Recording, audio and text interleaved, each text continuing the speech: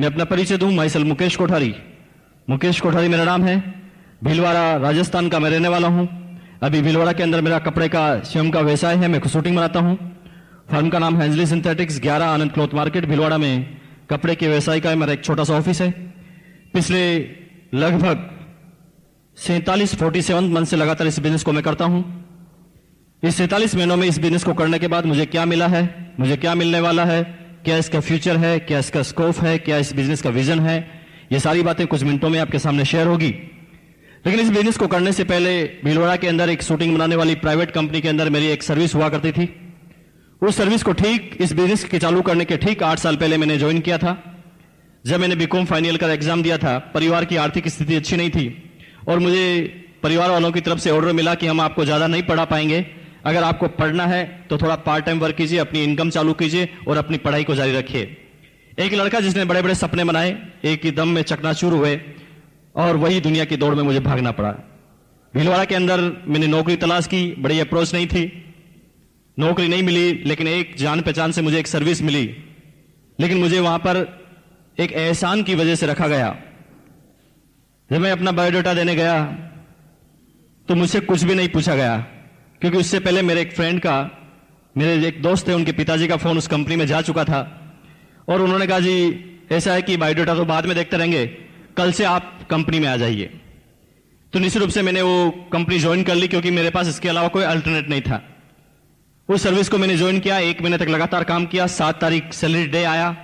7 तारीख को मेरे हाथ में एक सैलरी पकड़ा गई, उसकी अमाउंट थी 750 रुपए, 750 रुपीज ओनली। लेकिन मुझे अच्छी तरह पता है कि मेरे साथ उसी कंपनी में उसी दिन एक चपरासी ने भी ज्वाइन किया था और उसका जो सैलरी रखा गया था 1500 रुपए, 1500, मुझे दे गए 750। मुझे समझ में नहीं आ रहा था कि ये क्या हो रहा है। क्या मैं इस काबिल भी नहीं हूं? क्या इस ऑफिस में चपरासी मेरे से ज्यादा अहमियत रखता है? क्या मैं जरूरतमंद नहीं हूं? 50 तरह के क्वेश्चन मेरे दिमाग में आए। लेकिन आप लोगों के लिए मैसेज क्या है? आप लोगों के लिए मैसेज यह है कि कोई फर्क नहीं पड़ता, 1% भी मायने ये नहीं रखता कि आपकी शुरुआत कहां से है। 0.1% भी ये मायने नहीं रखता कि आपकी शुरुआत कहां से है। मायने तो ये रखता है कि आप कहां तक जाने वाले हैं। क्योंकि आप में से किसी भी आदमी ने कभी भी ये सुना नहीं होगा कि एक प्रधानमंत्री पैदा हो गया, एक मुख्यमंत्री पैदा हो गया, एक इंजीनियर पैदा हो गया, एक डॉक्टर पैदा हो गया, एक चार्टर्ड अकाउंटेंट पैदा हो गया। आप में से किसी भी आदमी ने ये नहीं सुना होगा। लेकिन आप में से हर आदमी ने ये सुना होगा कि एक प्रधानमंत्री मर गया, एक इंजीनियर मर गया, एक डॉक्टर मर गया, एक चार्टर्ड मर गया। कहने का मतलब क्या है? सब शुरुआत करते हैं जीरो से, लेकिन वो कहां तक अपनी एक जिंदगी में कर पाते हैं, ये रिमार्केबल होता है। और यकीन मानिए, मैंने उस सर्विस को किया, कुछ महीने का पेशेंस रखा, परफॉर्मेंस सामने आई। 8 साल तक लगातार उस प्राइवेट कंपनी में मैंने काम किया। हर साल कुछ इंक्रीमेंट लगते गए। लेकिन 8 साल के बाद उस कंपनी में एक इतिहास बना, एक घटना हुई कि एक 27 साल का लड़का उस पूरी कंपनी का डिप्टी मार्केटिंग मैनेजर बना।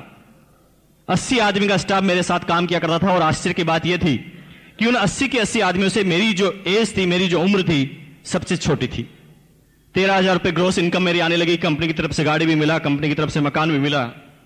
लेकिन जिस तरह से आम हर सेमिनार में जिस बात को मैं दोहराता हूं, आज फिर दोहराऊंगा कि आदमी को जब ये छोटी छोटी सफलताएं मिलती है तो आदमी के अंदर एक बीमारी जन्म लेती है। उस बीमारी का नाम है परफेक्शन इज पैरालिसिस। अगर दुनिया का कोई भी आदमी, अगर दुनिया की किसी भी प्रोग्रेसिव स्टेज पर अगर कभी ये सपने में भी सोचता है कि मैं परफेक्ट हो चुका हूं, मैं सब कुछ जान चुका हूं, मुझे सब कुछ आता है, मैं सब जानता हूं, तो यकीन माना दोस्तों, उसी समय उसे लकवा लग चुका है। जिंदगी में अब वो कोई बड़ा काम नहीं कर पाएगा, क्योंकि वो कहता जी मुझे सब कुछ आता है। मेरी बात से सहमत है? सहमत है जी? मुझे सब कुछ आता है ऐसा बोलते ही समझ जाइए कि आज से हमारी प्रोग्रेस खत्म। क्योंकि जब हम सीखना छोड़ देंगे तो हमारी प्रोग्रेस कैसे होगी? एक विद्वान ने कहा था कि एक आदमी अपने एक जीवन में सब कुछ नहीं सीख सकता। मरते समय भी बहुत सारे अनुभव उसके सामने आएंगे और ये अनुभव की जो प्रक्रिया है, ये लगातार जीवन के अंतिम समय तक चलती रहेगी। लेकिन कभी भी हम अपने आप को कहें जी हम तो MBA हैं, MBA, एक तो होता है जी मास्टर ऑफ बिजनेस एडमिनिस्ट्रेशन, जिसकी बड़ी वक़्त है जी हिंदुस्तान में। मैं उस MBA की बात नहीं कर रहा हूं। मेरी MBA की फुल फॉर्म है मुझे बहुत आता है, MBA। मुझे बहुत आता है, तो जिसको बहुत आता है उसे कुछ नहीं आता, यकीन मानिए उसने अब इस दुनिया में सारी प्रोग्रेस को खत्म कर दिया है। तो जब मेरी इनकम थोड़ी बढ़ी, मेरी थोड़ी प्रोग्रेस बढ़ी, 27 साल की एज में सफलताएं मिली, मैं अब सबसे जो कंपैरिजन करता था वो इनकम से करता था, एजुकेशन से करता था। मैं सबसे पहले कहता था मेरे फादर को कि यार आप इतने साल तक सर्विस करते हैं, आपकी पेंशन क्या है? मैं अपने भाइयों से कहता था भैया तुम्हारी सैलरी क्या है? 9,000, तुम 35 साल के हो। मैं अपने दोस्तों से भी यही बात कहता था, क्योंकि मुझे सफलता का रहस्य पता नहीं था, सफलता किसे कहते हैं ये पता नहीं था। मैं सिर्फ पैसों को सफलता मानता था।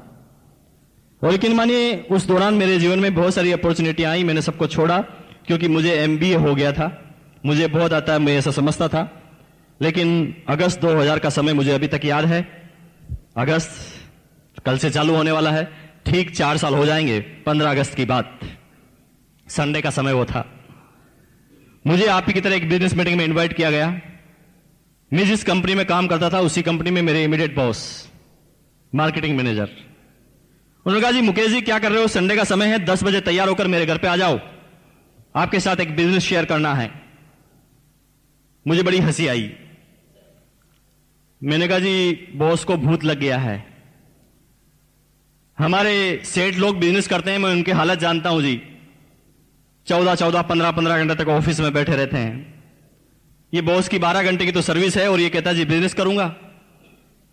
हमारी कंपनी में करोड़ों रुपए लगा था, तो मुझे ऐसा लगता था कि बिजनेस करने के लिए करोड़ों रुपए भी चाहिए। तो मैं सोचता था जी बॉस कहां से लाएगा। फिर दिमाग में आता था कि शायद बॉस कोई छोटी मोटी दुकान लगाने वाला है। ऐसा लगता था कि शायद 1-2 लाख रुपए इसके पास इकट्ठे होंगे, ये कोई बिजनेस करेगा, डूबेगा और मुझे भी पार्टनर बनने के लिए बोल रहा है। 50 तरह के क्वेश्चन उसने जो ही मुझे इनवाइट किया मेरे दिमाग में आने लगे। लेकिन फाइनली मुझे उस बिजनेस मीटिंग में जाना पड़ा। जाना नहीं चाहता था क्योंकि इनवाइट करने वाले मेरे बॉस थे। और मुझे पता है यहां पर नए आदमी कितने हैं जी, पहली बार मीटिंग में आए हैं, हाथ खड़ा कीजिए, थैंक यू वेरी मच। तो मुझे पता है जी आप में से भी कुछ लोगों को आज यहां पर आना पड़ा होगा, आना नहीं चाहते थे। कुछ लोग तो इसलिए आ गए होंगे कि यार ये नाराज नहीं हो जाए, कुछ लोग इसलिए आ जाएंगे कि यार इनको मना कैसे करें, कुछ लोग इसलिए भी आ गए होंगे, बार बार कहता आरसीएम करो आरसीएम करो, आज इसका फाइनली पिंड छुड़ा कर आते हैं। इसके बिजनेस को देखेंगे, समझेंगे और उसमें कमी ढूंढेंगे और इसी को बता देंगे ताकि ये भी नहीं करेगा, ये भी छोड़ देगा और अपन को परेशान नहीं करेगा। तो अलग अलग तरह का उद्देश्य सबका होगा, क्योंकि आप ही की तरह मैं भी पहली बार बिजनेस मीटिंग में आया था, मेरा सेम उद्देश्य था। बिजनेस मीटिंग में पहुंचा, एक प्लान मुझे बताया गया था। यकीन मानिए आज के 4 साल पहले की बात मैं कर रहा हूं, मेरे सामने मल्टी लेवल मार्केटिंग का एक प्लान रखा गया। मेरी जिंदगी में मैंने पहले कभी मल्टी लेवल मार्केटिंग का नाम ही नहीं सुना। मैं तो बिजनेस करने का एक ही तरह का समझता था कि कंपनी माल बनाती है, बीच में कुछ आदमी होते हैं, वो माल कंज्यूमर तक पहुंचाते हैं, सबका इससे गुजारा चलता है, ये बिजनेस का मतलब समझता था। लेकिन मुझे एक जोरदार बात बताई गई कि पहले बिजनेस करने का तरीका ये था कि कंपनी माल बनाएगी, कंज्यूमर खरीदेगा, बीच में हो गए एजेंट, डिस्ट्रीब्यूटर, होलसेलर, रिटेलर, इन सबके ऊपर होगी पब्लिसिटी, एडवर्टाइजमेंट। कंपनी 50-55 रुपए प्रॉफिट जोड़ने के बाद आइटम यहां से निकालेगी, इन सब में मार्जिन जाते जाते जाते जाते यह आइटम जब यहां तक आएगा यह हो जाएगा ₹100 का। मेरा बिजनेस करने का, बिजनेस समझने का मतलब सिर्फ इतना सा था। लेकिन मुझे बताया गया था कि बिजनेस करने का एक नया तरीका आया है। अब क्या होगा कि आपको जो तरीका बताया गया जाएगा उसके अंदर इन सारे आदमियों को यहां से हटा दिया जाएगा। अब कंपनी माल बनाएगी, सीधा दे देगी कंज्यूमर को। दिमाग खराब हो गया। मैंने कहा जी फिर बीच वाले क्या करेंगे, माल क्या कंपनी एक एक आदमी के पास पहुंचाएगी, कैसे ये सिस्टम चलेगा। लेकिन ये क्वेश्चन तो बहुत दूर की बात थी। लेकिन मेरे दिमाग में कुछ हलचल होने लगी। मैंने कहा जी ये कैसे सिस्टम कि कंपनी सीधा कंज्यूमर को माल बनाएगी, तो अब तक जो 45% पैसा इन बीच के लोगों में जाता था, 45 रुपए जो बीच के लोगों में जाता था, ये तो सीधा बच जाएगा। और उन्होंने कहा जी ये 45 रुपए जो बच जाएगा, एक सिस्टम आपको बताया जाएगा, उस सिस्टम के अंदर ये 45 रुपए एक कंज्यूमर के पास वापस ट्रांसफर हो जाएगा। विश्वास नहीं होता था क्योंकि जिंदगी में पहले कभी मल्टी लेवल मार्केटिंग का प्लान ही नहीं देखा था। मैंने कहा जी कैसी बात कर रहे हैं, इसका मतलब तो सीधा सीधा यही हुआ कि आज के बाद एक इंसान जब जब भी अपने लिए कोई माल खरीदेगा तो खरीदने से उसके पास इनकम आएगी। यह बड़ी हंसी वाली बात मुझे उस समय लगती थी, विश्वास नहीं हुआ। लेकिन बात आगे बढ़ी, एक प्लान शो हुआ, कुछ कैलकुलेशन मुझे बताई गई ये तो लग रहा था कि इनकम ऐसे आ सकती है, ऐसे आएगी, लेकिन प्रैक्टिकल नहीं लग रहा था कुछ भी। लेकिन एक आदमी कुछ समय के बाद एक स्टेज पर आके खड़ा होता है और स्टेज पर आकर बोलता है, मेरा नाम पीडी तिवारी है, मैं राजस्थान प्रशासनिक सेवा का अधिकारी हूं, 20,000 राजस्थान गवर्नमेंट मुझे सैलरी देती है। इस बिजनेस को 7 दिन पहले मेरे एक दोस्त ने बताया, मुझे कहा था जी कपड़े की दुकान चेंज करनी है। मैंने इस बिजनेस को समझा नहीं और कपड़े की दुकान चेंज की और मैंने कुछ कपड़े खरीदे। जब मैंने कपड़े खरीदे तो मेरे कुछ दोस्तों ने कहा जी आप कपड़े कहां से लेकर आए। मैंने वही बात रिपीट की, जी मैंने ऐसे कपड़े खरीदे। तो मेरे 3 दोस्तों ने और कपड़े खरीद लिए और सिर्फ यही काम किया जो पहले मैं करता था। और उसका नतीजा है कि 7 दिन ये तारीफ करने से मेरे घर में एक चेक आता है, उसकी अमाउंट होती है 512 रुपए। जो ही मुझे उस आदमी ने कहा जी 512, मुझे 101% यकीन हो गया कि यह बिजनेस एकदम सही है। क्योंकि एक साधारण आदमी क्या समझता है, यहां पर भी कुछ आदमी होंगे जिनको पहले मैंने इस तरह की इनकम आई होगी 200 से लगाकर 1000 के बीच में। कोई आदमी है जी? हाथ खड़ा कीजिए, खड़े हो जाइए अपनी जगह से एक बार प्लीज। जोरदार तालियां इनके लिए, थैंक यू वेरी मच। देखिए तालियां, मैंने कहा जी तालियां लीडर कैसे बजाते हैं, मेरे लिए नहीं और इनके लिए ताली बजाने की जरूरत नहीं, अपने लिए बजाएं ताकि आपको याद रहे। जोरदार तालियां, थैंक यू वेरी मच। तो ये वो लोग हैं जिनको पहली इनकम आई। पहली इनकम वाले ही आपके मार्गदर्शक हैं जो नए लोग हैं। क्योंकि आपकी पहली इनकम, जिन लोगों को इनकम आई, मैं खास रूप से बताना चाहूंगा कि आपको लगता है जी पहली इनकम 1 लाख रुपए आती तो कितना अच्छा होता। यस और नो? थोड़ा तेज बोले जी, किसको अच्छे नहीं लगता 1 लाख रुपए? सबको। पहली इनकम 1 लाख आती तो मजा आ जाता। लेकिन मानिए अगर पहली इनकम आपकी 1 लाख आती तो दूसरे महीने इस बिजनेस को आपको छोड़ना पड़ता, आप कर ही नहीं पाते। क्योंकि एक जर्नल आदमी कभी भी बड़ी बड़ी बातों पे बिलीव नहीं करता। ये सुनो, आज मैं किसी ट्रेन में या बस में सफर कर रहा हूं या प्लेन में सफर कर रहा हूं, लेकिन मेरे पास वाली सीट पर कोई आदमी बैठा होता है, बात करने के बाद मेरा नियम है कि मैं कभी भी खाली नहीं बैठता। कोई भी सामने है, मैं प्रयास करता हूं कि उससे बात चालू हो जाए और मुझे प्लान बताना चालू करता हूं। प्लान बताने के बाद जब पूरा प्लान खत्म होता है, वो आदमी एक क्वेश्चन पूछता है, आपसे भी पूछते होंगे, बिजनेस तो बहुत अच्छा है लेकिन आपको बताओ आपको कितने आए, आपको कितने आए। यकीन मानिए मुझे अभी भी अपनी बातों को गोलमोल करना पड़ता है, क्योंकि पता है कि एक नया प्रोस्पेक्ट जो अभी इस बिजनेस को समझा भी नहीं है, अगर मैं उसे अपनी बड़ी इनकम बताऊंगा तो मेरी पास वाली सीट से उठ के चले जाएगा, दूसरी सीट पे बैठ जाएगा। वो कहा जी बड़ा फंसाने वाला होगा। हाँ, इतनी बड़ी भी कोई इनकम आती है? जिंदगी भर हो गई 10,000 की सैलरी लेते लेते। ये लाखों की इनकम की बात कर रहा है। जो नया आदमी है ना, वो छोटी बातों पे बिलीव करता है। जो ही उस आदमी ने बोला मुझे 512 का चेक आया, मैंने सोच लिया कि मैंने कहा जी राजस्थान प्रशासनिक सेवा का अधिकारी, 20,000 सैलरी, 500 रुपए की तो इसकी टाई होगी। और इतना बड़ा आदमी कहता है कि 512 का चेक आया, मुझे विश्वास हो गया जी इतना बड़ा आदमी 512 के लिए तो झूठ नहीं बोल सकता। इसलिए आपको शर्माने की जरूरत नहीं है, दमदार तरीके से बोलिए, क्योंकि रिमार्केबल काम किया है आपने। क्या किया है? आप पे अपने आप पे गर्व होना चाहिए। क्योंकि एक छोटी सी बात बताऊं जी, मान लें एक लड़का है जो सुबह 4 बजे उठता है, नहाता है, उसके बाद गाय का दूध निकालता है, गाय का दूध निकालने के बाद गाय का दूध बेच कर आता है, वापस घर पे आता है, उसके बाद अखबार बांटने के लिए जाता है, अखबार की सेलिंग करता है, अखबार बांटने के बाद घर पर आता है, फिर 2 घंटे पढ़ाई करता है, फिर नहाता है एक बार फिर, और उसके बाद 4 घंटे तक लगातार ट्यूशन लेता है, 4 घंटे तक ट्यूशन लेने के बाद लंच करता है, लंच करने के बाद 1 घंटा टहल कर आता है, उसके बाद 3 घंटे और ट्यूशन लेता है और रात को फिर पढ़ने के लिए जाता है। तो ऐसे आदमी पे आपको गर्व होता है या शर्म आती है? गर्व होता है ना, लेकिन कभी कभी हमें शर्म आ जाती है। हाँ, लोग बात क्या कहेंगे, टीचर है और कपड़े बेच रहा है, साबुन बेच रहा है, क्या कर रहा है, ये बिजनेस कर रहा है 500 रुपए का। कभी कभी शर्मा जाता है एक आदमी। आपको भूलना नहीं चाहिए, धीरूभाई अंबानी ने भी 500 रुपए से शुरुआत की थी। इनिशियल पीरियड सबके ऐसे होते हैं, बिल गेट से लगाकर एक एक आदमी को उठा लेना।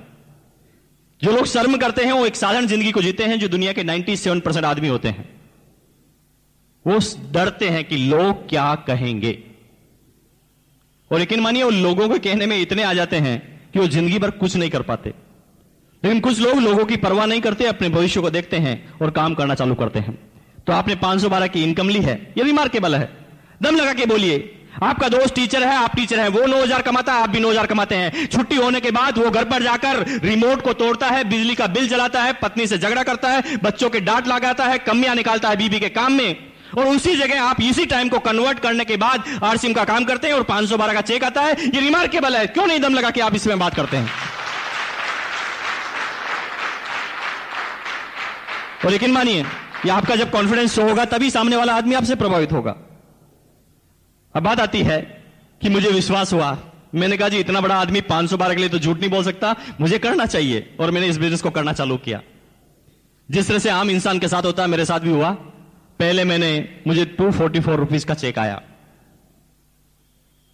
समझ में नहीं आ रहा था कि बिजनेस किस तरह का है, लेकिन फिर भी लगा रहा। मैसेज है संगत का असर। कभी कभी हम सही संगत में नहीं रहने के कारण भी इस बिजनेस को छोड़ देते हैं। जो लोग अपने आप को और स्मार्ट समझते हैं, जैसे कि मान लें कुछ आदमी आपके पास ऐसे भी आते होंगे जो पहले नेटवर्क कर चुके होंगे, वो नेटवर्क के बारे में जानते होंगे, या मान लें स्कीम वगैरह उन्होंने की होगी, थोड़ा बहुत वो जानते होंगे।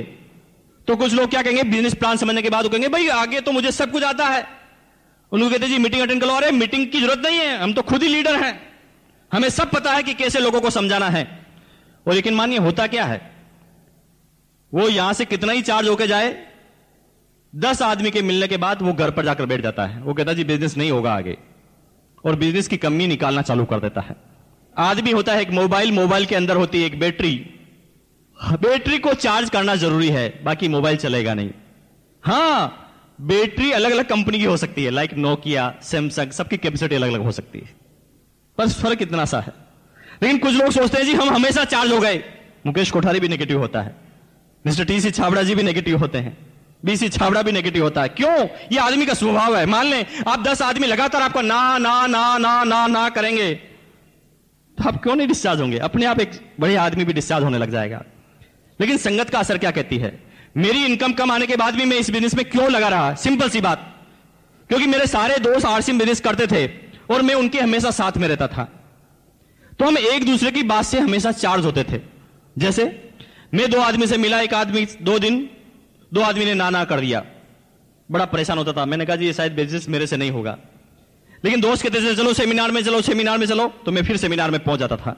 सेमिनार में जब जाता था तो कुछ लोग बोलते थे स्टेज पर, दोस्तों 15 दिन से काम किया और 17 डिस्ट्रीब्यूटर डाउनलाइन में है और 2,000 का चेक आया। ये मुकेश कोठारी अपने आप के चाटा लगाता था कि जब ये कर सकता तो तू क्यों नहीं कर सकता, चल वापस। फिर वापस, फिर 3 आदमी को बात की, तीनों आदमी ने मना कर दिया, फिर डिस्चार्ज, शायद मेरे से नहीं होता। फिर सेमिनार में आया, तो लोगों ने कहा जी शुरू के 15 दिन मुझे कुछ समझ में नहीं आया था, एक भी रिजल्ट नहीं आया था, लेकिन मैंने उसके बाद मेरी अपलाइन की बात को माना, उसका नतीजा है कि आज मेरे डाउनलाइन में 50 डिस्ट्रीब्यूटर हैं। फिर मुकेश कोठारी फिर चार्ट लगाता था कि मैंने कहा जी 15 दिन तो सबके साथ ऐसा ही होता है, फिर चलो। और दोस्त ये होती है रिचार्जिंग। इनिशियल पीरियड में सबके साथ यही होता है, यस और नो? सबके साथ यही होता है। और लेकिन मानिए शुरुआती चीज में हम ये काम कर लेते हैं, संगत का असर, तो आप इस बिजनेस में लगे रहते हैं, और जब लगे रहते हैं लगन से, तो कामयाबी आपके बिल्कुल नजदीक हो जाती है। दुनिया की कोई ताकत आपकी कामयाबी को रोक नहीं सकती। अब बात आती है कि मैं लगातार लगा रहा, 6 महीने में इनकम हो गई 6,000, 1,000 पर मंथ एवरेज। 1 साल तक लगातार रहा, 60,000 की इनकम हो गई, 5,000 पर मंथ एवरेज। कभी 2,000 का चेक आता, कभी 9,000 का चेक आता, कभी 3,000 का आता, कभी 1,000 का आता, कम ज्यादा। यहां कोई आदमी ऐसे हैं जिनका कम ज्यादा चेक आता है? हाथ खड़ा कीजिए, चिंता मत कीजिए, मेरे साथ भी ऐसे ही हुआ। समझ में नहीं आता था 1 साल तक ये बिजनेस किस तरह का है, कोई स्टेबिलिटी नहीं, 2,000, 3,000, कभी 9,000, कभी 1,000, क्योंकि तब तक तो मैं इस बिजनेस को समझा ही नहीं था। मैं तो समझता था कि ये आदमियों को जोड़ने का बिजनेस है। लेकिन यकीन मानिए, एक एलडीपी प्रोग्राम अटेंड करने का मौका मिला, और दोस्त उस एलडीपी प्रोग्राम का इतना बड़ा असर हुआ, जो बातें मुझे बताई गई उन बातों का इतना बड़ा असर हुआ, और उसका नतीजा था कि उस एलडीपी प्रोग्राम के अगले 6 महीने बाद इस बिजनेस के मैं टेक्निकल मुकाम पर था। इनकम थी 2,85,490 रुपए।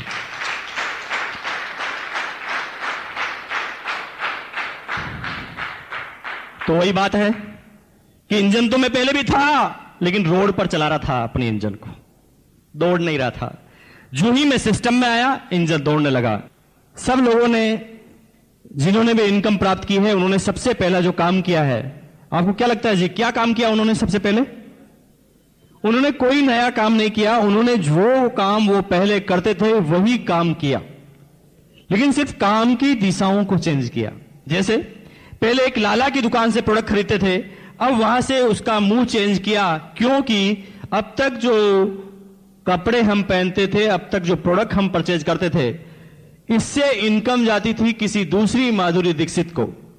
लेकिन अब क्या किया कि उस लाले की दुकान से हमने अपनी दिशाओं को चेंज किया और ये दिशाओं में हमने आरसीएम से प्रोडक्ट खरीद लिया और अब हमारी इनकम आएगी हमारी घर की माधुरी दीक्षित के पास। और सिंपल सा नतीजा क्या है कि आज कंपनी के जो प्रोडक्ट आ गए हैं, इतने ढेर सारे प्रोडक्ट आ गए हैं कि कोई आदमी आरसीएम बिजनेस में कलकत्ता में चाय पीता है और चाय पीने के बाद कलकत्ता में बोलता है वाह मजा आ गया, जो ही उसे चाय में मजा आता है मेरी जेब में 100 का नोट आ जाता है। फर्क इतना सा। और यही वह बिजनेस है कि अब तक ये पैसा अमिताभ बच्चन, शाहरुख खान, वर्ल्ड के हिंदुस्तान के कुछ चंद लोग ले जाते थे, जिनका हिंदुस्तान की 90% इकोनॉमिक पर प्रभाव होता था, कि हिंदुस्तान का 90% जो पैसा है वो हिंदुस्तान के 10% आदमियों के पास है। लाइक मिस्टर धीरूभाई अंबानी, टाटा, बिरला, बांगड़, बजाज, सिंघानिया, ये सारे लोग के पास जो टोटल कैपिटल है हिंदुस्तान की 90%, और बाकी जितने भी लोग हैं वो 10% कैपिटल के लिए काम कर रहे हैं और संख्या है 90%, जिसके अंदर सब आ गए जी, आईएएस अफसर, आरएएस अफसर, चोरी चकारी लूटपाट सब आ गए जी। अब आप देखिए हम क्या कर रहे हैं, दूध और मलाई इनके पास, हम तो मट्ठे के लिए लड़ाई कर रहे हैं।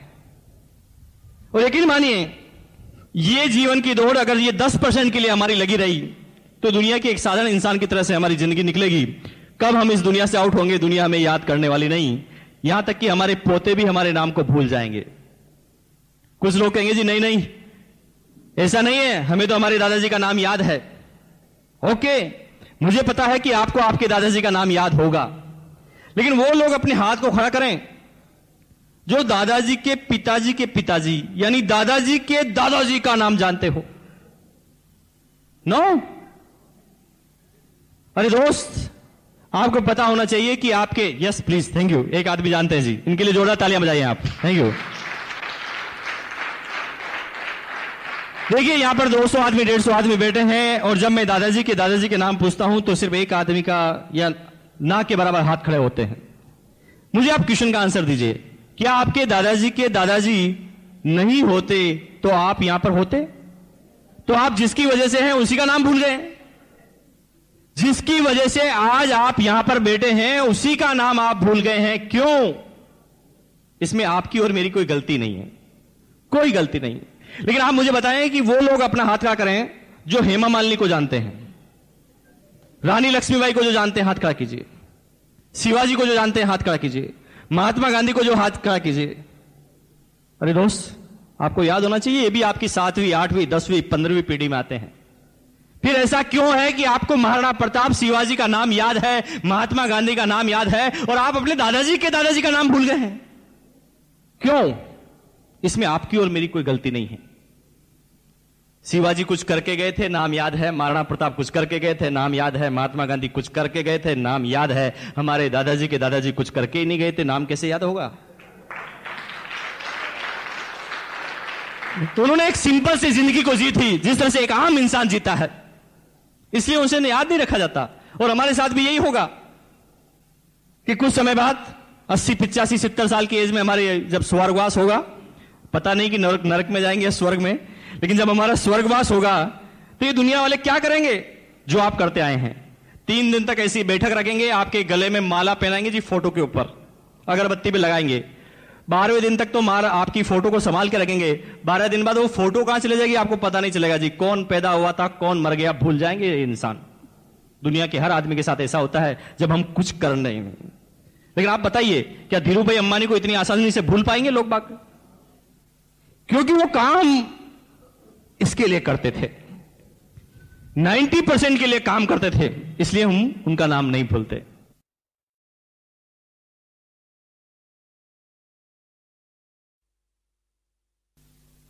तो हम किस चीज के लिए लड़ाई कर रहे हैं? अगर हमें इस बिजनेस में इनकम के रूप में नाम कमाना है तो हमें काम करना पड़ेगा इस 90% के लिए। अगर कुछ आदमी समझ रहे हैं कि मैं सर्विस करके करोड़पति और मेरे सारे सपने पूरे कर लूंगा, तो इसकी बहुत बड़ी गलतफहमी है।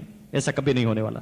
तो सिंपल वे में बिजनेस कि अपनी दुकान चेंज करने से घर में इनकम आई। लेकिन बात आती है कि हम इसी बिजनेस को क्यों करें?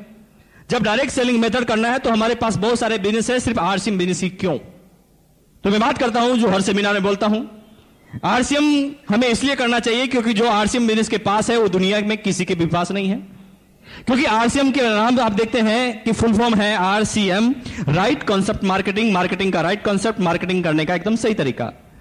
लेकिन इसको मेरे अगर नजरिए से देखा जाए तो आरसीएम बिजनेस हमें इसलिए करना चाहिए क्योंकि आरसीएम बिजनेस ना सिर्फ हिंदुस्तान की बल्कि पूरे वर्ल्ड की, पूरी दुनिया की सिर्फ एकमात्र ऐसी कंपनी है जो हिंदुस्तान में काम करती है Indian rate, Indian culture, Indian mentality के अनुसार। Indian rate, Indian culture, Indian mentality के अनुसार। अब बात आती है व्हाट इज इंडियन मेंटेलिटी? क्या है इंडियन मेंटेलिटी? क्या है इंडियन रेट? क्या है इंडियन कल्चर? ये सब बातें आप जानते हैं, लेकिन मैं इंडियन रेट्स की बात करता हूं।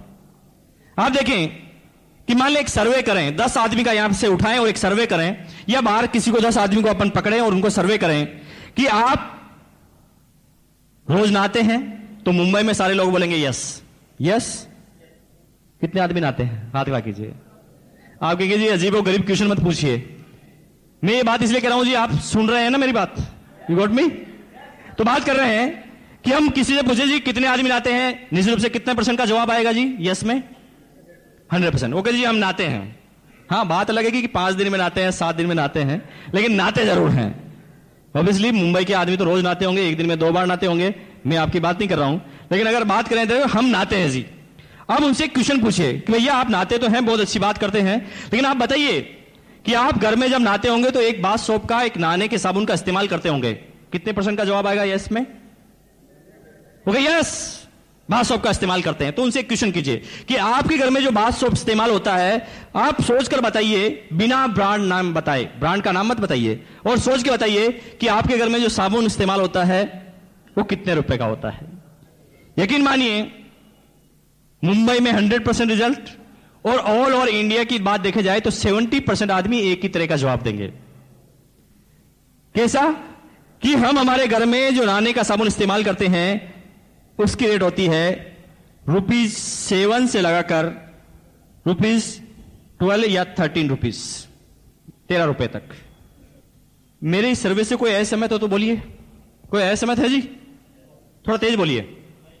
70% आदमी बोलेंगे कि हम जिस नहाने के साबुन का इस्तेमाल करते हैं उसकी रेट होती है 7 से लगाकर 13 रुपए के बीच में। निर्मा से कहानी चालू होती है, लाइफ बॉय से होती हुई लक्स पे जाकर अटक जाती है। यस और नो?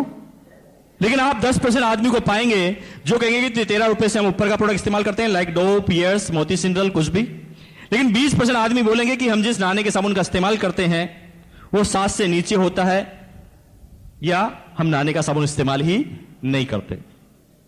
इंडियन रेट जो अगर ली जाए तो इंडिया के 70% आदमी अगर साबुन की रेट को जो लाइक करते हैं उसकी रेट होती है 7 से 13, जो उसकी पॉकेट की साइज होती है। लेकिन आपको आश्चर्य होगा, डायरेक्ट सेलिंग मेथड की आपने बहुत सारी कंपनियों का नाम सुना होगा। यस और नो? कितने आदमियों ने आरसीएम बिजनेस से पहले किसी मल्टी लेवल मार्केटिंग का नाम सुना है? हाथ खड़ा कीजिए। Thank you very much. Maximum आदमियों ने सुना है। तो आप मुझे सोच के बताइए, पूरी दुनिया में मल्टी लेवल मार्केटिंग की बात करें, पूरी दुनिया में, तो आपको आश्चर्य होगा कोई कंपनी इसके अंदर नहीं आती। क्यों? क्योंकि बेसिकली मल्टी लेवल मार्केटिंग को लोगों ने इमोशनल ब्लैकमेलिंग का सिस्टम बनाया है। दुनिया की हर कंपनी आपको बोलती है जी आपको पैसा कमाना है, गाड़ी, बंगले, नौकर, चाकर सब कुछ चाहिए ना, तो हमारे बिजनेस में आके जुड़ जाओ। प्रोडक्ट की बात नहीं करते। लेकिन बात आती है 7 से 13 के बीच में, इसमें कोई प्रोडक्ट दुनिया की कोई कंपनी नहीं लेकर आई। क्यों? ये बात आपको आगे मिलेगी। लेकिन बात आती है कि कंपनी किस कल्चर में है और किस मेंटलिटी में है। अभी आपने बहुत सारे लोगों ने हाथ खड़ा किया कि दुनिया में बहुत सारी मल्टी लेवल मार्केटिंग आई जिसका नाम आपने सुना है। अब तक जो भी मल्टी लेवल मार्केटिंग का नाम आपने सुना है, आप थोड़ा सोचें कि उनका आधार स्तंभ क्या था वो क्या प्रोडक्ट लेकर आए थे, उनकी सोच क्या थी और कितने आदमी उसमें कामयाब हुए, वो हिंदुस्तान के कितने % आदमियों के लिए था। तो आपको आश्चर्य होगा मल्टी लेवल मार्केटिंग में किस तरह के प्रोडक्ट आए हैं।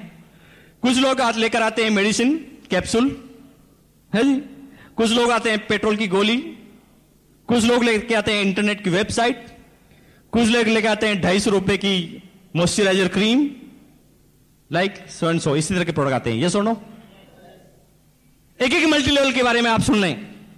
कुछ समय पहले एक प्रोडक्ट कंपनी लेकर आई, वो कहते जी हमारा प्रोडक्ट है मेडिसिन कैप्सूल। ये कैप्सूल बड़ा जोरदार है जी, मैजिक कैप्सूल। इससे क्या कि हिंदुस्तान का कोई आदमी अगर मोटा है तो खाते ही पतला हो जाएगा, और अगर पतला है और मोटा होना चाहता है तो खाएगा तो मोटा हो जाएगा। रेट है इस कैप्सूल की ₹100 पर पीस। तो आप मुझे बताइए, हिंदुस्तान के किसी आदमी को पतला होने के लिए कैप्सूल खाने की जरूरत ही क्या है? कैप्सूल को हाथ में पकड़ा तो देख देख के पतला हो जाएगा। 100 रुपए जेब में होते ही नहीं हिंदुस्तान के आदमी के। तो मान लिया कैप्सूल बहुत अच्छा है, बहुत बहुत बहुत अच्छी क्वालिटी का है, लेकिन आप में से कोई ऐसे आदमी है जो कैप्सूल की कॉस्टिंग के बारे में कुछ जानते हैं? कैप्सूल की कॉस्टिंग कैसे निकाली जाती है? क्योंकि आपको आश्चर्य होगा कि उसी फॉर्मूले का कैप्सूल मार्केट में 1, 2, 3, 4, 5, 6, 7, 8, 9, 10 आप जितने रुपए में चाहो उतने में मिलता है। आप समझ ही नहीं पाएंगे कि कैप्सूल की रेट को कैसे निकाला जाता है। अरे उसके अंदर दुनिया की सबसे महंगी चीजों को भी डाला जाए ना तो 100 रुपए रेट नहीं आ सकती, लेकिन किस तरह से कॉस्टिंग को निकाला जाता है आप समझ नहीं पाएंगे। तो आप मुझे बताओ कि हिंदुस्तान में कितने आदमी मोटे हैं और कितने आदमी पतले हैं जो इस कैप्सूल को खाना चाहते हैं? मुझे तो इस हॉल में एक भी नजर नहीं आ रहा।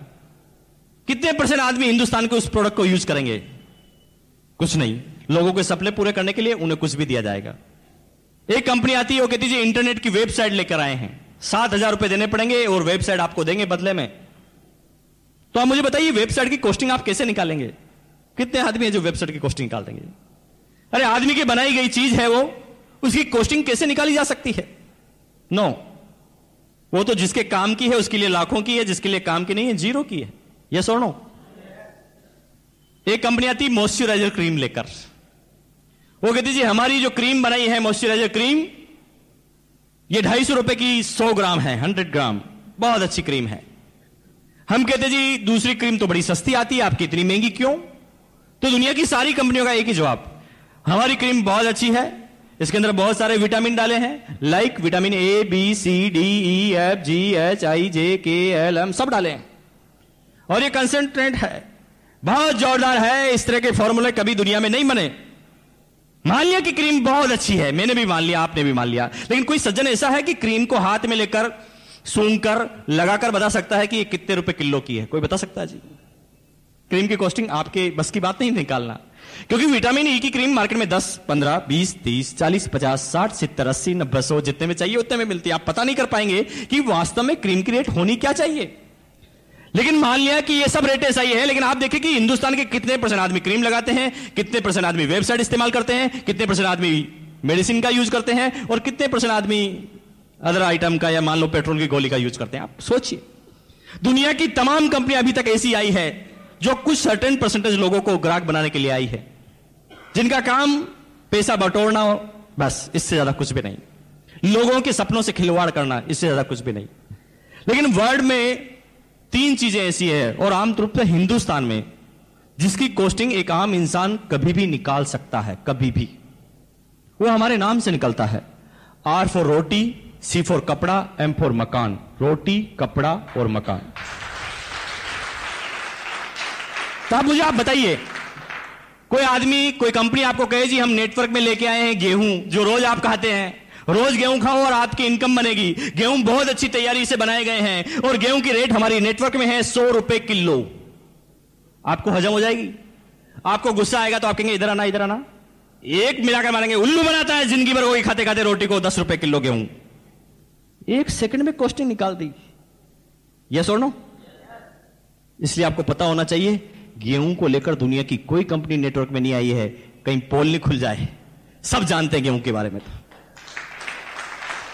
एक कंपनी आती है, वो कहते हैं जी हम मुंबई में वाशी के अंदर, या मान लें नेरुल के अंदर, या मान लें और आगे आप चले जाएं जी खारघर के अंदर, एक रूम हॉल किचन का एक फ्लैट देंगे जो 600 स्क्वायर फीट का होगा। और रेट होगी 5 करोड़। हजम हो जाएगी आपको? आगे उल्लू मत बनाओ यार, मुंबई में पैदा हुए यही मर जाएंगे। एक एक एरिया की रेट के बारे में हमें पता है। एक इंजीनियर आएगा, बता देगा कितना चूना लगा है, कितनी मिट्टी लगी है और यहां की प्रेजेंट वैल्यू क्या है, आपका मार्जिन क्या है, रेट आ जाएगी 5, 7, 8 लाख रुपए। यस और नो? निकाल देना कॉस्टिंग एक ही सेकंड में। इसलिए दुनिया की कोई कंपनी मकान को लेके आई नहीं, कॉस्टिंग आपने निकाल दे कहीं, सारी पोल नहीं खुल जाए। या कितने ऐसे आदमी हैं जो आरसीएम के डिस्ट्रीब्यूटर नहीं है, पहली बार आए हैं? हाथ खड़ा कीजिए। यस, वेरी गुड, धन्यवाद। देखिए, आपने ये शर्ट पहन रखा है, बहुत अच्छी आपने शर्ट पहन रखा है। इसके बारे में आप क्या मुझे कन्विंस कर सकते हैं कि ये 1000 रुपए की है? कर सकते हैं? मैंने आपको शर्ट को देखा और मैं बता सकता हूं कि ये शर्ट होगी 200 से 300 रुपए के बीच में। ये सुनो, निकाल देना कॉस्टिंग। एक हिंदुस्तान का आम इंसान, क्योंकि कपड़ा रोज पहनता है, बचपन से पहनता आया है, अगर कोई विचित्र तरह का कपड़ा नहीं है, कोई विशेष तरह का या कोई नई टेक्नोलॉजी का कपड़ा नहीं है, अगर वो साधारण सा कपड़ा है, तो हिंदुस्तान का एक आदमी कपड़े को देखकर भी कॉस्टिंग निकाल सकता है 150 रुपए कम ज्यादा, क्योंकि लाला का मार्जिन भी कम ज्यादा होता है। किसी लेडी से पूछ लेना कि ये साड़ी कितने की, वो कहेगी ये शिफॉन होगी 300 रुपए की। ये सुनो, यहां पे काफी लेडीज है जी, देख कर हम आसपास की रेट को निकाल देते हैं। यानी कपड़े की रेट भी अगर वो विशेष तरह का कपड़ा नहीं है तो हम आसपास की रेट को निकाल देते हैं। इसलिए आपको आश्चर्य होगा कि दुनिया की कोई भी कंपनी फैब्रिक को लेकर डायरेक्ट सेलिंग मेथड में अभी तक नहीं आई। This is the first company in the world, RCM business. ये दुनिया की पहली ऐसी कंपनी है आरसीएम बिजनेस जो कपड़े को लेकर नेटवर्क में आई है। लेकिन बात सिर्फ कपड़े की नहीं है। 20 अक्टूबर से कंपनी, 20 अक्टूबर 2001 से कंपनी एफएमसीजी में भी आई है। लेकिन एफएमसीजी में जब आई है तो भी इन्होंने इंडियन रेट, इंडियन कल्चर और इंडियन मेंटलिटी का बहुत अच्छी तरह से ध्यान रखा है। कंपनी ने, मैं एक साबुन की बात कर रहा था जिसकी एवरेज 7 से 13 के बीच में आती है। कंपनी ने एक प्रोडक्ट निकाला था, आप सब जानते हैं उसके बारे में, 100 gram 100% pure veg vitamin E and vacuum pack 70% TFM total fatty material. इतने कंटेंट्स का एक भी प्रोडक्ट मार्केट से आप परचेज करें, आपको आश्चर्य होगा, एक भी प्रोडक्ट आपको 12-13 रुपए से कम का नहीं मिलने वाला। लेकिन आरसीएम बिजनेस ने डायरेक्ट सेलिंग मेथड के सिद्धांतों को मानते हुए, Indian rate, Indian culture, Indian mentality का ध्यान रखते हुए वही प्रोडक्ट लाके दिए मात्र 8 रुपए 50 पैसे के अंदर। अब मुझे एक बात बताएं, आपने मल्टी लेवल के इतिहास में हिंदुस्तान नहीं, दुनिया की अभी तक किसी भी कंपनी का नाम सुना है जो इस कंटेंट्स का कोई भी प्रोडक्ट मार्केट में मात्र 8.5 रुपए में लेके आई हो? अगर दुनिया में किसी के पास भी इस चीज का कोई जवाब हो तो आप मुझे बताएं। नो, किसी आदमी के पास, दुनिया की किसी कंपनी के पास कोई जवाब नहीं। लेकिन वो 8.5 रुपए के साबुन पर मुझे आश्चर्य नहीं होता, बिल्कुल भी नहीं, 1% भी नहीं होता। क्योंकि अगर डायरेक्ट सेलिंग मेथड के सही सिद्धांतों का पालन किया जाए तो 8.5 की दी जा सकती है। लेकिन बात 8.5 की नहीं है, बात यह है कि जब इस बिजनेस प्लान का स्टडी करते हैं तो एडवर्ड साहब ने बताया जी 8.5 के होने के बाद भी इसके बिजनेस वॉल्यूम का 41% वापस हमारे पास आता है। क्या दुनिया की किसी कंपनी के पास इसका कोई जवाब है? एक आम इंसान जो पहले 12 रुपए का प्रोडक्ट इस्तेमाल करता था, उसकी बजाय अब 8.5 में करे और उसके करने के बाद भी उसके पास इनकम आए। अरे दुनिया की किसी कंपनी के पास इसका कोई जवाब हो तो आप मुझे बताएं। 20 रुपए किलो का वॉशिंग पाउडर, 10 रुपए का टूथब्रश, 32 रुपए का 200 ग्राम हर्बल टूथपेस्ट, 30 रुपए का, 36 रुपए का कॉटन बनियान। एक एक प्रोडक्ट की तुलना करें, 100 रुपीज केजी और 130 रुपए किलो चाय। कितने आदमी जिन्होंने चाय पी के देखा, हाथ खड़ा कीजिए। एक शब्द में बोले जी चाय कैसी लगी आपको? सीधी तुलना कीजिए ब्रुक बॉन्ड और रेड लेबल से, सीधी 180, 190, 200, 210 रुपए किलो।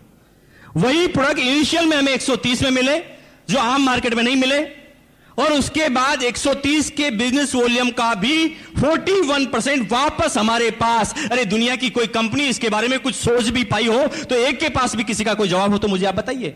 दुनिया में कोई जवाब नहीं। क्या है इंडियन मेंटलिटी, क्या है इंडियन कल्चर?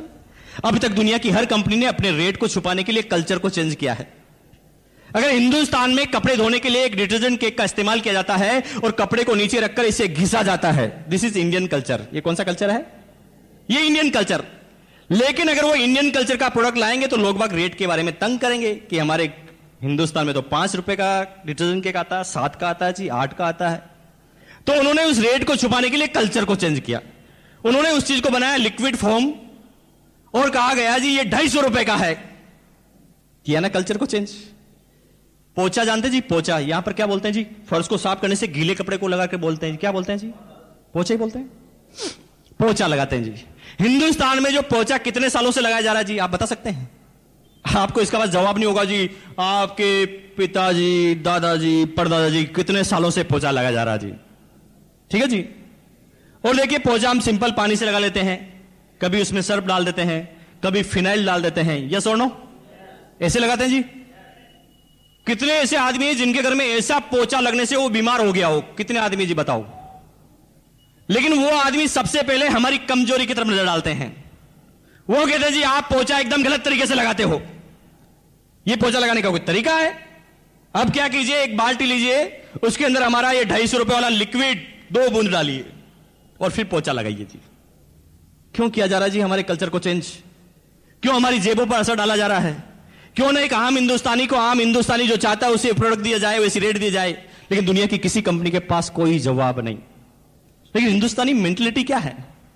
हिंदुस्तान के आदमी को बोलते हैं जी 20 रुपए किलो का वॉशिंग पाउडर, 10 रुपए का टूथब्रश, 8.5 रुपए का नहाने का साबुन, 130 रुपए किलो चाय। तो हिंदुस्तान का आदमी कहता वाह इतना सस्ता, तब तो खराब होगा। इतना सस्ता है तब तो खराब होगा। तो आप मुझे बताओ कि मैं चाहे इन प्रोडक्ट की कितनी भी तारीफ करूं जी, यहां उछल उछल कर तारीफ करूं, लाउड स्पीकर पे तारीफ करूं, आप सब लोग भी विज्ञापन दे दे के तारीफ करें, तो कितने आदमी हैं जो मुंबई में कहेंगे जी वाह वाह वाह क्या तारीफ की है आपने इतनी जोरदार, तो 1 साल का प्रोडक्ट एक साथ दे जाओ। कितने आदमी बोलेंगे जी आपको? कोई नहीं बोलने वाला। ज्यादा तारीफ करोगे तो क्या कहेंगे, अच्छा इतनी तारीफ, ले 8.5 रुपए दे साबुन अभी देख लेता हूं। क्या तारीफ करेंगे जी? वो तो पहला चीज है कि प्रोडक्ट में दम होगा तो आगे चलेगा, बाकी खिसकेगा तक नहीं। तो क्यों इमोशनल ब्लैकमेलिंग की जाती है जी? प्रोडक्ट अच्छा है, वो तो पता चल जाएगा, यूज करके बताओ। चाय पीते ही पता चल जाएगा चाय कैसी है, वॉशिंग पाउडर इस्तेमाल करते ही पता चल जाएगा वॉशिंग पाउडर कैसा है। तो इसमें क्यों इतनी तारीफ की जाए? क्यों नहीं एक आम इंसान को निर्णय लेने का अधिकार दिया जाए? क्यों इतना इमोशनल ब्लैकमेल किया जाए? अब तक दुनिया की सारी कंपनियों ने हिंदुस्तान के साथ यही किया है। लेकिन क्या इसके फॉर्म है? किस तरह से बिजनेस चलेगा? कंपनी क्या क्या प्रोडक्ट लेके आने वाली है? ये सारी बातें आपके सामने पता चलेगी। कंपनी 19 अगस्त दिल्ली के ताल कटोरा इंडोर स्टेडियम, अब तक आरसीएम बिजनेस का सबसे बड़ा फंक्शन, 35,000 आदमियों की पब्लिक उस फंक्शन में मौजूद होगी। मुंबई से सैकड़ों आदमी वहां पर मौजूद होंगे। काफी लोगों की तैयारी भी होगी। कितने आदमियों ने तैयारी कर ली जी? उसके बारे में हाथ खड़ा करेंगे। यस, काफी लोगों ने तैयारी भी कर ली है और काफी लोग तैयारी की तरफ अग्रसर हैं। और यकीन मानिए वो 19 अगस्त का फंक्शन, वहां आपको पता चलेगा कि कंपनी क्या करने वाली है। कंपनी में जब इस बिजनेस को मैंने ज्वाइन किया था तो एक 8 पेंट पीस की किट हुआ करती थी। और यकीन मानिए जब वो 8 पेंट पीस की किट लेकर मैं घर पे आया तो मेरी पत्नी ने सबसे पहले मुझे बोला जी कोई कपड़े की दुकान लगा ली है आपने, क्या करने जा रहे हैं? जब भी किसी के पास जाते थे तो लोग बाग उल्टे सीधे क्वेश्चन करते थे। लेकिन बात कंसेप्ट की थी भैया, एक प्रोडक्ट से चालू हुआ, आज कंपनी के पास 106 प्रोडक्ट हैं, 106।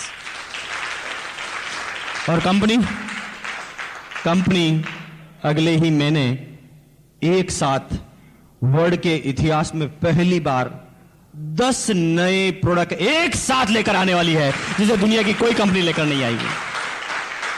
क्या होगा दिसंबर तक? क्या होगा दिसंबर तक? सुबह आप गुड मॉर्निंग बोलेंगे तो आरसीएम बिजनेस के साथ, और गुड नाइट बोलेंगे तो आरसीएम बिजनेस के साथ। और कंपनी ने एक एक कल्चर का ध्यान रखा है।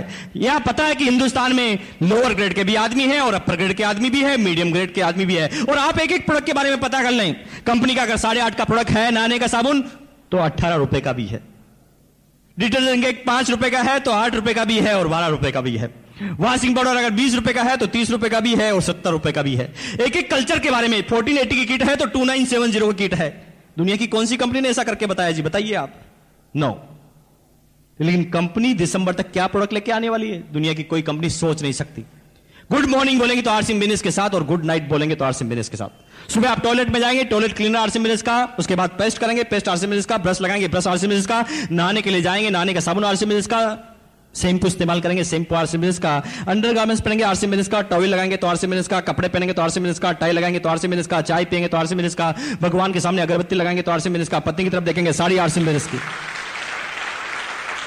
पति की तरफ देखेंगे साड़ी आरसीएम बिजनेस की, हेयर लगाएंगे तो आरसीएम बिजनेस का, क्रीम लगाएंगे तो आरसीएम बिजनेस का, शेविंग क्रीम करेंगे तो आरसीएम बिजनेस का, उसके बाद बच्चों की तरफ देखेंगे तो कपड़े आरसीएम बिजनेस के, अगर आप जींस पहनते हैं तो वो आरसीएम बिजनेस की, उसके बाद आपके घर में मच्छर बोध है तो मस्कीटो मेट भी आरसीएम बिजनेस की।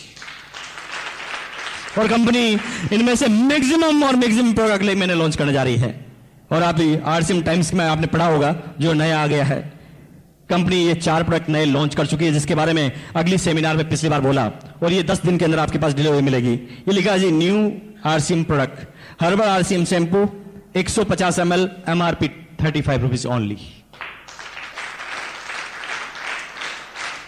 हर्बल शैम्पू कंपेयर कर लेना मार्केट में जाके, हर्बल शैम्पू 150 ml का 35 रुपए।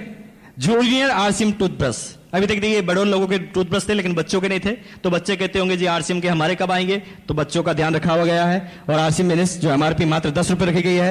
हर्बल आरसीएम ऑयल, सिर में डालने का जो ऑयल है वो आरसीएम बिजनेस का आगे है, वो भी हर्बल है और ₹28 ओनली।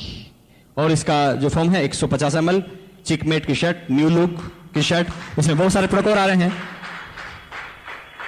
अगले महीने अगरबत्ती भी आ रही है, कंपनी कॉस्मेटिक सीरीज में जाने वाली है, कंपनी लेडीज अंडरगारमेंट्स में जाने वाली है, और कंपनी पता नहीं क्या क्या प्रोडक्ट अगले दिसंबर तक लेके आने वाली है, जिसके बारे में दुनिया की कोई कंपनी नहीं सोच पाई है। लेकिन आप मुझे बताएं कि कोई प्रोडक्ट क्वालिटी में अच्छे हो जो हम जांच लेंगे, क्वालिटी में अच्छे हो, रेट में कम हो, और उसके बाद भी उसका 41% हमारे पास आए, तो बताइए ये बात आप दुनिया से कितने समय तक छुपा पाएंगे? और कौन सा ऐसा मूर्ख इंसान होगा जो इन प्रोडक्ट को आने वाले समय में लेने से मना करेगा? लेकिन समय लगेगा, मुझे पता है कि एक दिन में सारे आदमी नहीं समझेंगे। शुरुआत में जो समझेंगे वो लीडर होंगे, वो पायनियर होंगे, बाद में तो भीड़ आती है जी। पत्नी कहती थी कि ये बनारसी साड़ी 5000 की बहुत अच्छी होती है, तो मैं कहता था जी स्वास्थ्य के लिए खराब होती है, कॉटन साड़ी बहुत अच्छी होती है, क्योंकि उस समय 160 रुपए की आती थी। कैसे कन्विंस करते हैं हम? यही कन्विंस करते हैं, एक आम इंसान यही करता है। बच्चा कहता है क्रिकेट का बैट चाहिए MRF का, तो हम कहते हैं जी तेंदुलकर ने भी लकड़ी से शुरुआत की थी, तो इससे करो जी बहुत अच्छा शॉट आता है। यूं नहीं कहते जी जेब को हजम नहीं हो रही बात। ये कन्विंसिंग पावर है हमारी, और हम एक आम इंसान यही जिंदगी पर हम समझौते करते हैं। बच्चे को जो खिलाना होता हम खिला नहीं पाते, जो पढ़ाना होता पढ़ा नहीं पाते, पत्नी जो मांगती वो दिला नहीं सकते, सपने हम पूरे नहीं कर सकते। ये सारे आम इंसान करते हैं, और मेरे साथ भी यही था, कन्विंस करता रहता था हमेशा। लेकिन आरसीएम बिजनेस के बाद ये लड़का जो आपके सामने खड़ा है, जिसकी एज मात्र 30 साल की है, मुंबई तो बहुत बड़ी सिटी है, यहां तो करोड़ों आदमी होंगे, लेकिन आपको आश्चर्य होगा कि भीलवाड़ा भी एक बहुत बड़ी इंडस्ट्रियल सिटी है, लेकिन इंडिविजुअल टैक्स देने के मामले में ये 27 साल का लड़का जब इस बिजनेस चालू किया और 30 साल की एज तक आते आते आज मेरा पूरे भीलवाड़ा के अंदर 70वां स्थान है इनकम टैक्स के बारे में। कि मान लें आपके बच्चे को, आपके बड़े भाई को, आपकी पत्नी को, आपके पिताजी को राष्ट्रपति अवार्ड मिल रहा है और आप नीचे खड़े हैं, तो कैसे तालियां बजाएंगे? वैसी तालियां इनके लिए बजा दीजिए आप। Thank you very much. दोस्तों, वो लोग हैं जिन्होंने 10,000 तक इनकम ली है, निश्चित रूप से ये दूसरे गियर में पहुंच गए हैं, लेकिन तीसरे गियर में आते आते गाड़ी 30-40 की स्पीड से दौड़ती है और चेक फिर 4-5 हजार के हो जाते हैं। उन आदमियों से हम मिलाएंगे, लेकिन अम्मा जी आप आइए आगे। दोस्तों, जो लेडीज आपके सामने खड़ी है शायद मेरी माता से भी ज्यादा एज की है, मेरी मदर से भी। 6 भाई बहनों का परिवार है, मैं सबसे छोटा हूं, फिर भी मैं गारंटी के साथ कह सकता हूं मेरी मदर से भी ये बड़े हैं। और लेकिन मानिए प्रेरणा लीजिए आप, मिस्टर धूरिया जिनकी ओपन हार्ट सर्जरी हो चुकी है, बाईपास सर्जरी, और उसके बाद इस बिजनेस के रोयल्टी मुकाम पर पहुंच सकते हैं। ये माता जो आपके सामने खड़ी है, रिटायर्ड होने के बाद एक अच्छी खासी पेंशन आती है, हस्बैंड भी रिटायर्ड है, वो भी गवर्नमेंट सर्वेंट, उनकी भी बहुत जोरदार पेंशन आती है, सारी जिम्मेदारियां मुक्त हो गए हैं, उसके बाद भी इस बिजनेस को इतने लगन से करते हैं। और मैं पिछले 6 महीनों से इनका जो डेडिकेशन देखता हूं, ये रिमार्केबल है जी। और यकीन मानिए अपने आप पे एक चांटा लगाएं और सोचें कि जब ऐसे आदमी रॉयल्टी पे पहुंचने वाले हैं तो हम क्यों नहीं पहुंच सकते। धन्यवाद, थैंक यू वेरी मच।